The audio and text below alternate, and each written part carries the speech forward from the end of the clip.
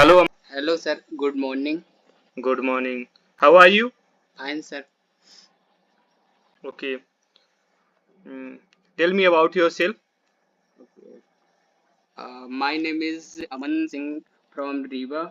I completed my MCA after earning BSc in Computer Science. I have completed a 9-month internship as a Python developer, where I work on Task Easy project. During my internship, I also created some projects like taxi booking system, image uploader, using Django and Django REST framework. I am passionate about backend development and constantly improving my skills in Python, Git, and REST API. Okay. Question की तरफ चलते हैं. What is a Django? Django एक high level Python framework है जो fast secure and scalable website बनाने के लिए हेल्प करता है. ये एमबीटी आर्किटेक्चर को फॉलो करता है. अ, इसका यूज़ हम network, e commerce, blog, admin, dashboard आज सभी प्रकार के प्रोजेक्ट बना सकते हैं इसमें से. Okay, Aman. And next question.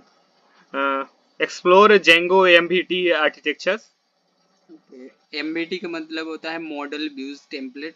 Model model file में जिसमें हम डेटाबेस का स्ट्रक्चर बनाते हैं. व्यूज में लॉजिक हैंडल करते हैं जो डाटा फेच करता है और रिस्पॉन्स भेजता है.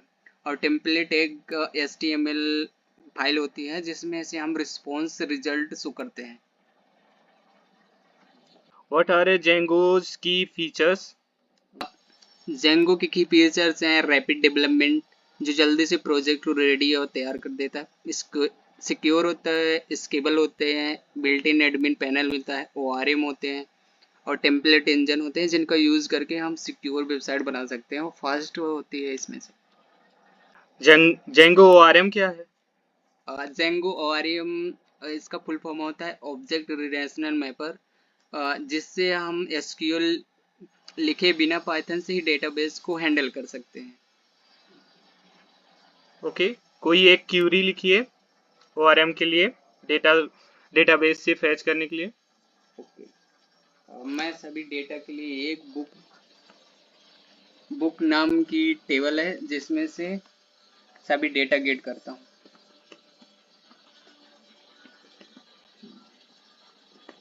हाँ, ठीक है. ये बुक नाम की टेबल से सारे डेटा एक साथ आ जाते हैं. बुक नाम का टेबल है जिसमें से हम सारे डेटा को एक साथ गेट कर रहे हैं, जिसका ऑल मेथड होता है जिसमें से सभी यूजर टेबल जो बुक नाम की है उसमें से सारे फील्ड्स आ जाएंगे. Okay. How do you create a Django project? Django project create करने के लिए जेंगो एडमिन स्टार्ट प्रोजेक्ट और प्रोजेक्ट का नाम डालना पड़ता है. Okay. Next question. How do you create a Django app? इसका आप कमांड लिखकर मुझे बताएं. Okay.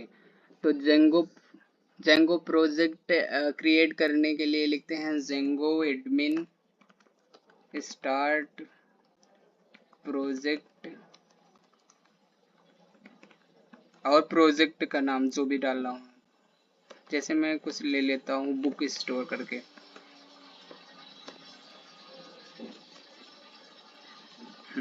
Okay. Next question. How do you create a Django app? आप इसमें कमांड लिखिए. जेंगो ऐप क्रिएट करने के लिए पाइथन manage.py स्टार्ट ऐप और ऐप का नाम होता है. ऐप का नाम जैसे API डाल दिया. Okay. What is the use of manage.py? manage.py का यूज करके हम ये कमांड लाइन टूल है जिसका यूज करके हम सर्वर रन करते हैं, माइग्रेट करते हैं, सेल ओपन कर लेते हैं और कस्टम कमांड चला सकते हैं इससे.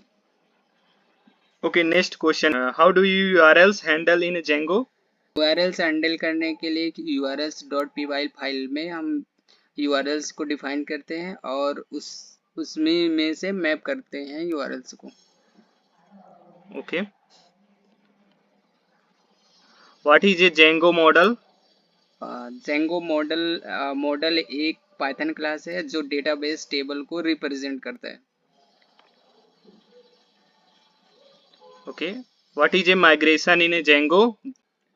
मॉडल में अगर कोई चेंजेस करते हैं जैसे नया फील्ड, तो हम डेटाबेस में लाने के लिए माइग्रेशन का यूज़ करते हैं, जो स्कीमा तैयार करता है और स्ट्रक्चर क्रिएट करता है जो हम डेटाबेस से कम्युनिकेट करते हैं।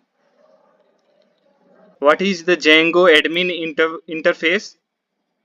Django admin interface auto generated admin panel है, जिसमें हम बैकएंड से डेटा को करेक्ट कर सकते हैं।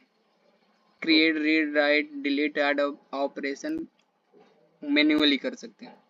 Okay. What are a query sets? Query set का यूज़ डेटा फेच करने के लिए होता है, जिसमें से सारे डेटा आ जाते हैं और उनको एक क्यूरी सेट के रूप में आते हैं, जिनको एक एक करके फेच कर सकते हैं हम लूप की यूज़ करके। Like example?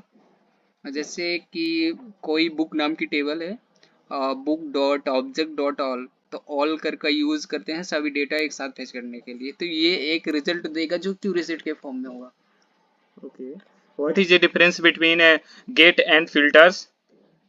गेट और फिल्टर में डिफरेंस यही है कि गेट का यूज करके हम सिंगल रिकॉर्ड फेच करते हैं, अगर वो रिकॉर्ड अवेलेबल है तो रिजल्ट आता है, नहीं तो एरर शो होती है।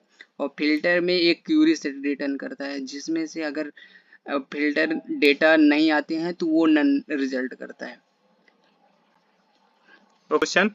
How does Django handle form?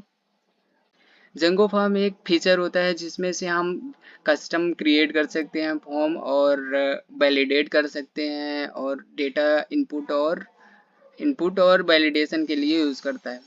Okay. What is the difference between a form and model form? और फॉर्म में हम कस्टम लॉजिक लिख के अप्लाई करते हैं, लेकिन मॉडल फाइल में अपने से ऑटोमेटिक जनरेटेड होता है सब कुछ। Okay. टेबल अब ऑटो जनरेटेड होती है उसमें। Okay. Next question. What is a middleware in a Django? Django में middleware क्या होता है? मिडिल वेयर एक ऐसा लेयर है जो रिक्वेस्ट और रिस्पॉन्स के बीच में काम करता है। अगर रिक्वेस्ट के अकॉर्डिंग उसे डेटा नहीं मिलता है तो वो डायरेक्ट वहीं से रिस्पॉन्स फेच कर देता है। एग्जाम्पल इस किस फोल्डर के अंदर रहेगा मिडिलवेयर अगर क्रिएट करेंगे तो? मिडिल वेयर किसी भी फोल्डर में क्रिएट कर सकते हैं, लेकिन उसकी फाइल को लिंक करवाना पड़ता है सेटिंग फाइल में, वो डायरेक्ट उस फाइल के नाम के थ्रू एक्सेस कर सकते हैं उसको। Okay. Secure Django application? Django application को सिक्योर करवाने के लिए CRF टोकन का यूज़ किया जाता है, जो एक कस्टम की जनरेट करता है। जेंगो एप्लीकेशन में CRF टोकन का यूज़ करना, डिबग को फॉल्स करना, HTTP का यूज़ करना, जेंगो परमिशन ऑथेंटिकेशन का यूज़ करना होता है। ये जेंगो ऐप को सिक्योर बनाते हैं। ओके।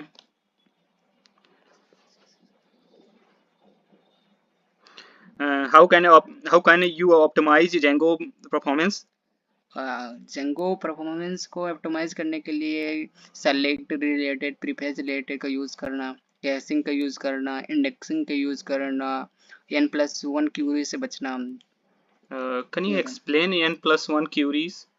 N+1 क्यूरी जैसे कि अगर हम कोई टेबल से डेटा लेकर आते हैं, N+ क्यूरियन से बचने के लिए जैसे कि हम यूज़ करते हैं फॉरेन की से सारे डेटा आ जाते हैं। अगर हम N+1 का यूज़ करते हैं और सारे डेटा को एक साथ ही ऑल फंक्शन के साथ यूज़ करते हैं तो वहाँ प्रॉब्लम आती है।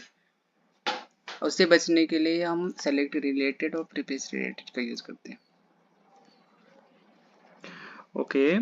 सिग्नल्स अलाउ करते हैं कि एक फंक्शन तब तक चले जब तक वो इवेंट चालू ना हो, जैसे आप यूज़र बनाने के बाद प्रोफाइल क्रिएट करना हो। ओके।